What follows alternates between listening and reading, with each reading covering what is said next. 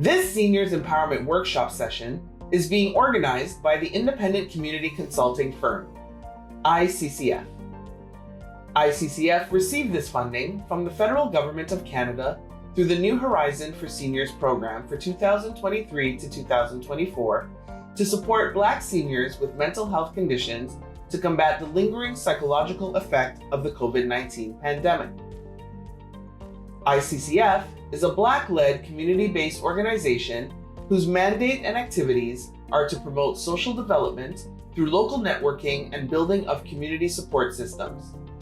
ICCF is dedicated to the educational advancement of our members in the Black, visible minority, and immigrant communities in Northeast Waterloo, Ontario.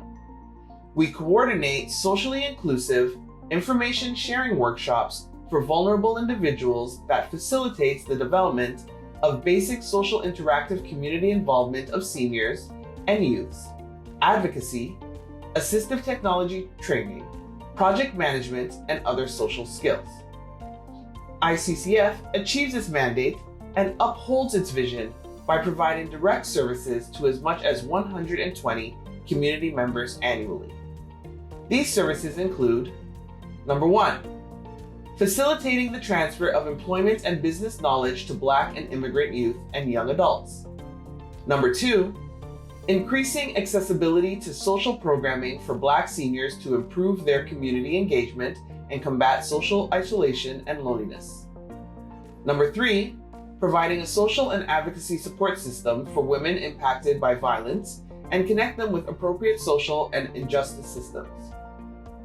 Number 4, social development research, project proposal development, strategy planning, and management training.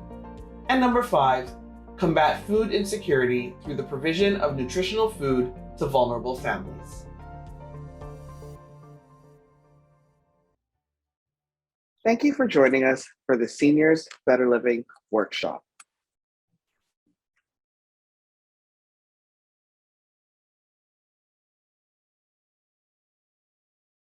This session focuses on what are some positive aging approaches for seniors and their families to adjust to old age reality.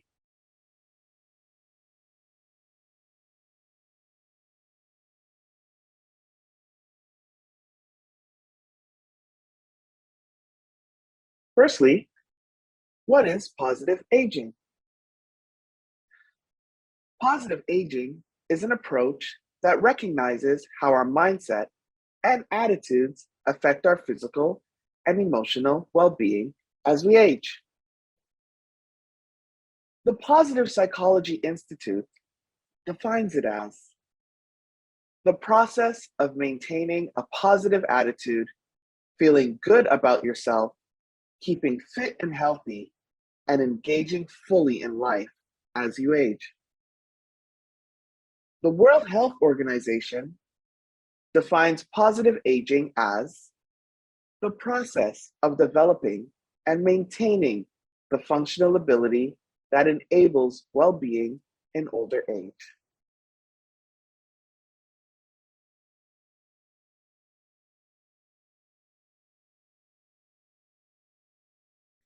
According to the Positive Psychology Institute, aging is often associated with many rewarding experiences, but is also a time when significant changes might occur, such as a diminution of physical vitality and function, contracting social networks, limited employment opportunities, and loss. Keeping a positive attitude towards aging is vital, as studies indicate that a positive attitude improves physical and mental health. It also enables people to maintain a sense of control and quality of life as they face another part of the life cycle.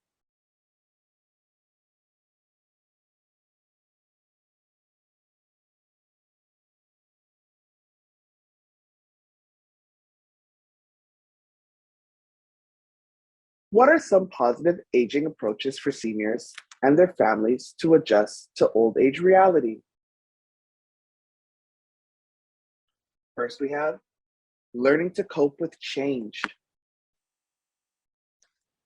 Next, finding meaning and joy. Next, stay connected.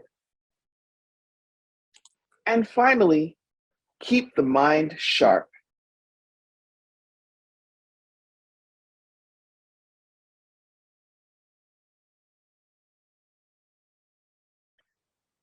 Now we're going to talk about learning to cope with change.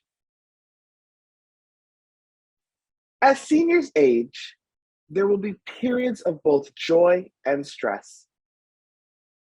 It's important for them to build resilience and find healthy ways to cope with challenges. This ability will help seniors make the most of the good times and keep their perspective when times are tough.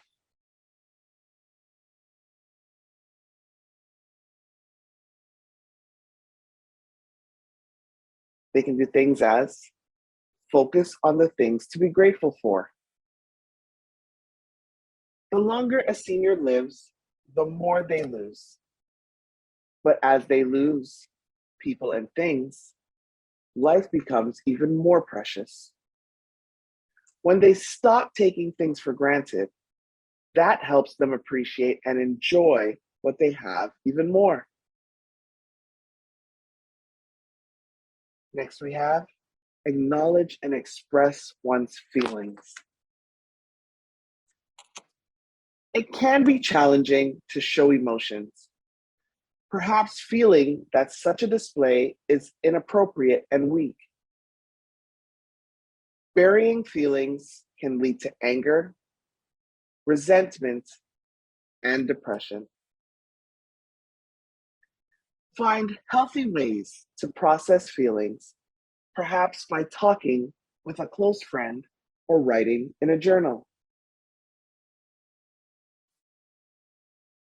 Next, we have take daily action to deal with life's challenges.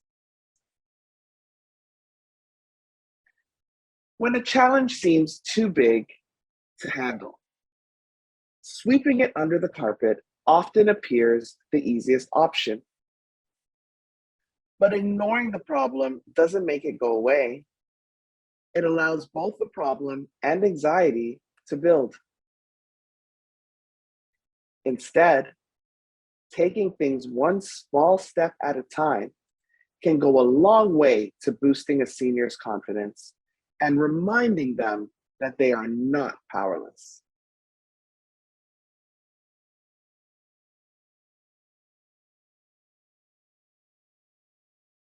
Next, we have finding meaning and joy. A key ingredient in the recipe for healthy aging is the continuing ability to find meaning and joy in life. As seniors age, their life will change and they will gradually lose things that previously occupied their time and gave them purpose. Everyone has different ways of experiencing meaning and joy, and the activities they enjoy may change over time.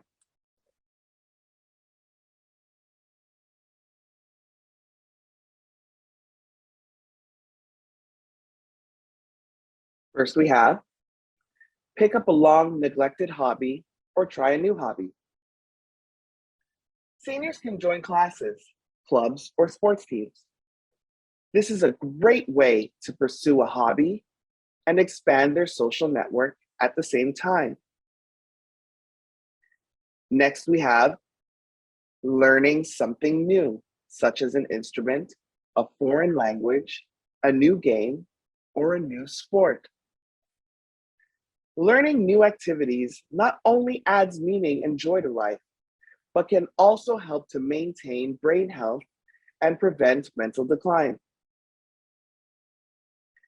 Next, we have get involved in the community.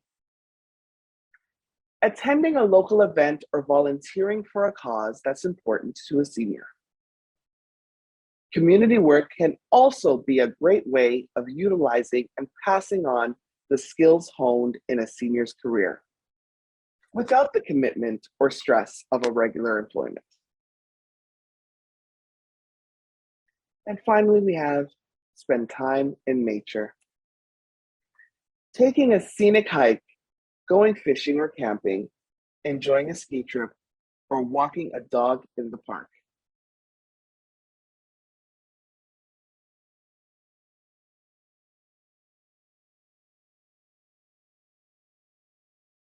Next, we have stay connected.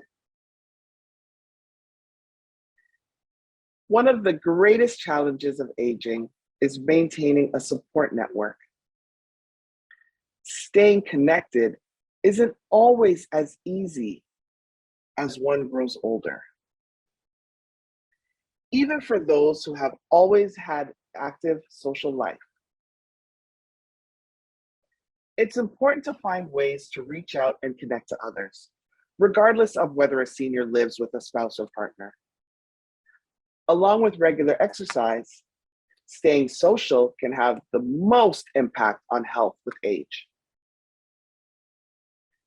Having an array of people to turn to for company and support is a buffer against loneliness, depression, disability, hardship, and loss.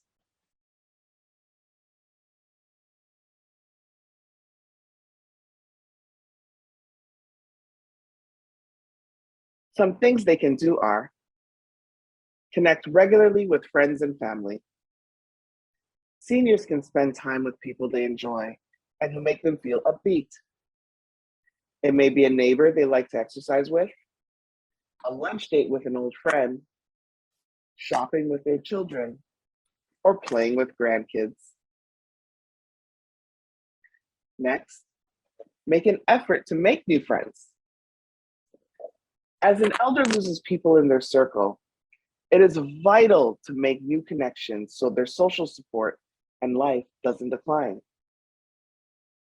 Younger friends can re-energize seniors and help them see life from a fresh perspective. And next we have volunteer. Giving back to the community is a wonderful way to strengthen social bonds and meet others interested in similar activities or who share similar values.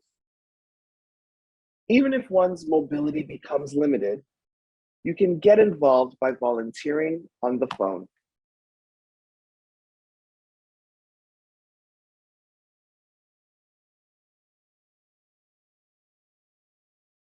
Next, we have keeping the mind sharp. There are many good reasons for keeping the brain as active as the body. Exercising, keeping the brain active, and maintaining creativity can actually help to prevent cognitive decline and memory problems. The more active and social a senior is, the more they use and sharpen their brain.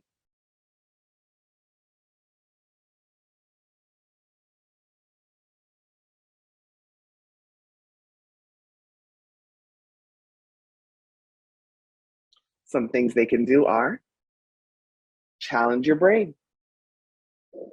For some seniors, challenging the brain could involve playing new games or sports. Others may enjoy puzzles or trying out new cooking recipes. Next, we have vary habits. Seniors don't have to work elaborate crosswords or puzzles to keep their memory sharp. Varying your habits can help to create new pathways in the brain. And finally, we have taking on a completely new subject. Taking on a new subject is a great way to continue to learn. It could be learning a new language, learning new computer skills, or learning to play the piano.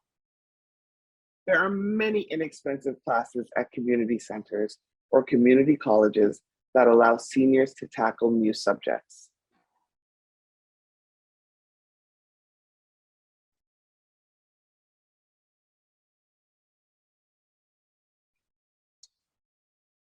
Now we're moving on to positive aging theories.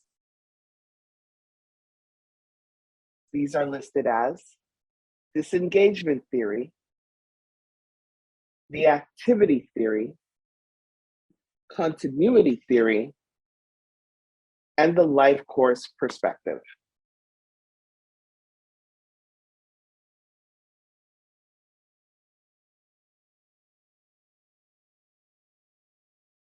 We're going to start with disengagement theory.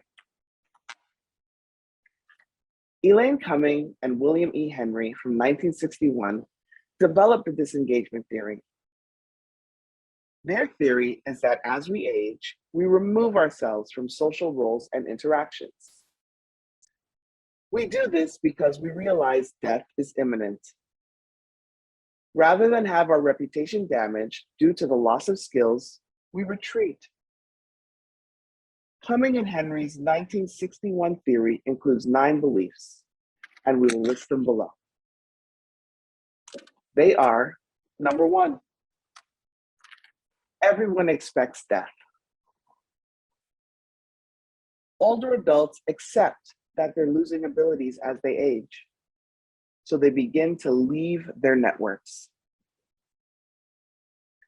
Number 2, fewer contacts create behavioral freedoms.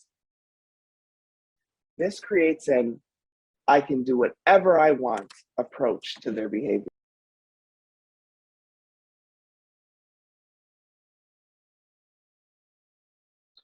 Number 4, the ego evolves as it ages. The older adult steps aside so the younger person can take over in whatever role the elder leaves. The older person seeks out personal enjoyment. Number 5, complete disengagement occurs when society is ready for it.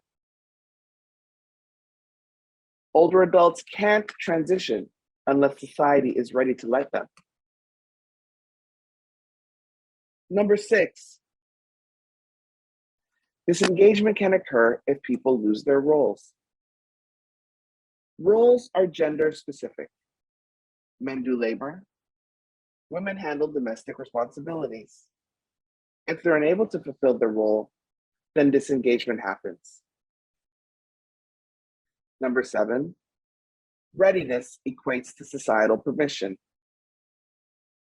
When older adults begin pondering their death, sense a loss of status, and lose ego energy, then society allows disengagement.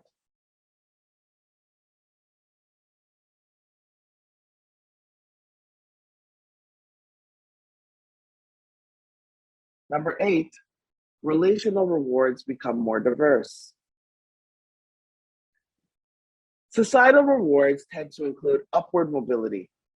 Disengagement creates horizontal rewards. People look to their remaining interpersonal relationships to fill the vertical reward void. And finally, number 9, this theory is independent of culture. It takes on the norms of the person's culture. The entire process is mutual and acceptable between the person and society. A person's usefulness determines when they disengage. A delay in disengagement happens if society still deems the person useful. Cumming and Henry developed and published their theory in 1961. It's outdated, but this theory also assumes that a family consists of a male and female adult. It doesn't consider same gender or single parent families.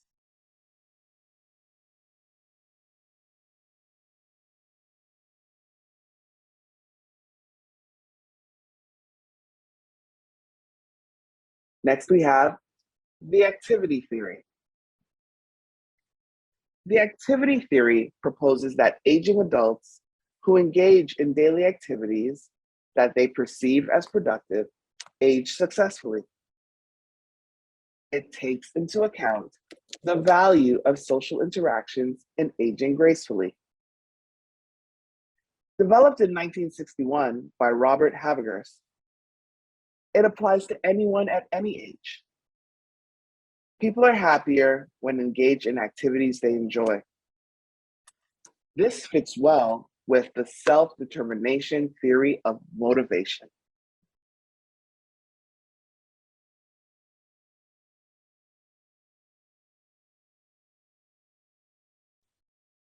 Next, we have continuity theory.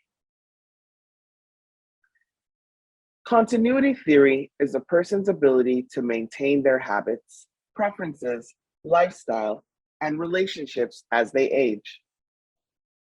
It states that people try to maintain continuity between who they were and who they're becoming. It's like the concept of crystallized intelligence. A person takes their knowledge from the past and applies it to future changes. Continuity theory is about balance. There also are two types of continuity: internal and external. Internal is about our personality traits, while external is about our environment.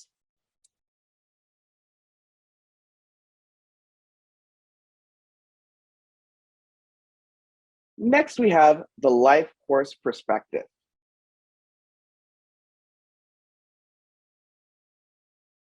This theory takes into consideration your previous life experiences, including family history. It's a proactive, connected approach. It encompasses social, emotional, and physical development throughout the lifespan.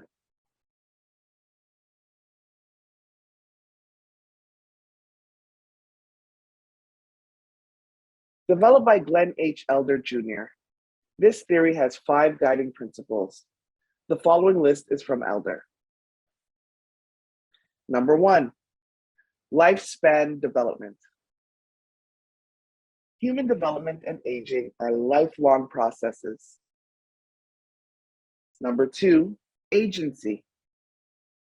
Individuals construct their own lives through their choices and actions they take within the opportunities and constraints of history and social circumstances.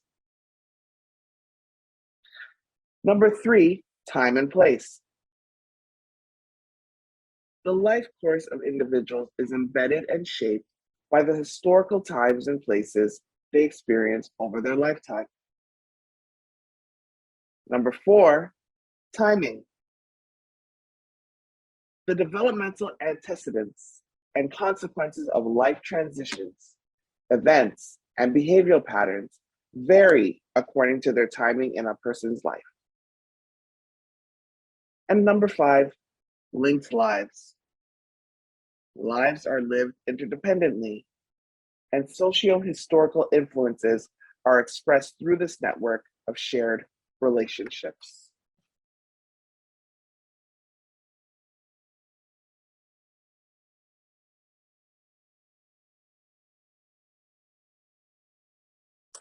Here are some tips and strategies to promote positive aging. According to researchers Gianni Pez, Anne Herm, and Michael Poulet, there are 5 places in the world where people live longer than anywhere else. Known as the Blue Zones, they include Ikaria, Greece, Loma Linda, California, Sardinia, Italy, Okinawa, Japan, and Nicoya, Costa Rica. In collaboration with demographers and researchers, there are 9 identified specific lifestyle habits of the Blue Zones. They are: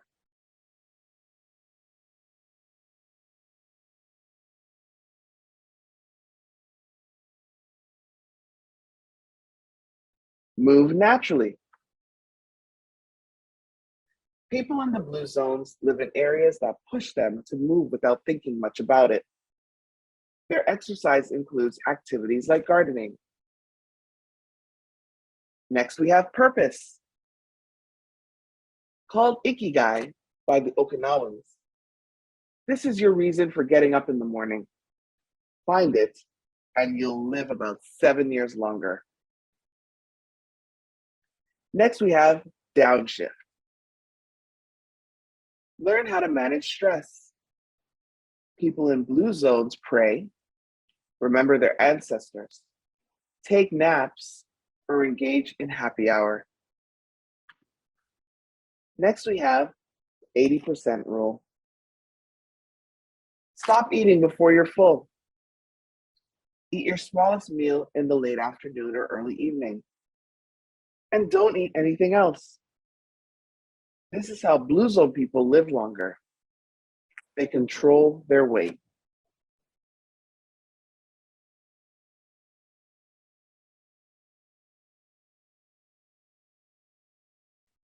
Next, we have plant slant. Eat more beans. Some people in the blue zones eat pork, but not more than a handful of times in a month. Serving sizes are 3 to 4 ounces. Next, we have wine at 5. Wetner discovered that everyone in the blue zones, except Adventists, drink alcohol. They drink 1 to 2 glasses a day with friends and/or with food. He suggests Sardinian Canano wine. Next, we have belong. Most of the centenarians belong to a faith-based community. Their research shows that attending services 4 times per month adds 4 to 14 years to your life. And then we have loved ones first. Blue zone people put family and their partners first. Aging parents and grandparents often live in the same home with their children or nearby.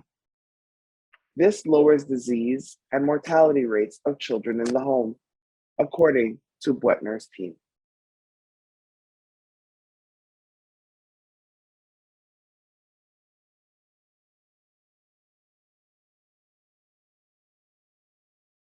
Thank you so much for joining us for this Seniors Better Living workshop. We look forward to seeing you again.